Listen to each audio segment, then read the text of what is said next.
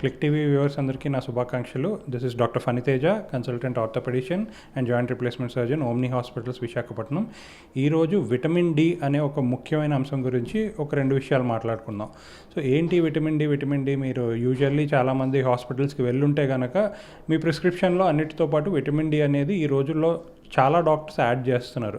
ఇది కేవలం ఒక మార్కెటింగ్ ఆర్ జస్ట్ మెడిసిన్స్ని సేల్ చేసే విషయం అయితే కాదండి. ఎందుకంటే విటమిన్ డి అనేది కేవలం బోన్ హెల్త్కే కాదు, బాడీలో ఇంకా చాలా సిస్టమ్స్కి చాలా ముఖ్యమైన విషయం. ఈ విటమిన్ డి అనేది మన పూర్వకాలంలో అందరికీ సన్లైట్ ద్వారానే ఫ్రీగా దొరికేది. అయితే మన జనరేషన్లో మనం ఏసీల్లో ఎండకు తగలకుండా తీసుకునే జాగ్రత్తల వల్ల విటమిన్ డి డెఫిషియన్సీ అనేది 100కి దగ్గర 30-40% మందికి ఖచ్చితంగా ఉంటుంది.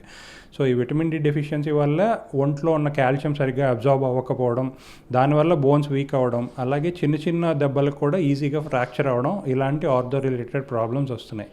సో దయచేసి అందరూ కనీసం ఒక 20 to 30 minutes ఎండకి ఎక్స్పోజ్ అవ్వడానికి ట్రై చేయండి. అలాగే ఏదైనా చిన్న ఎక్సర్సైజెస్ జస్ట్ బాడీ మీద ఒక స్ట్రెస్ పడేలాగా కొంచెం రోజైనా అది చేసుకుంటూ ఉంటే విటమిన్ డి లోపం లేకుండా ఉంటారు.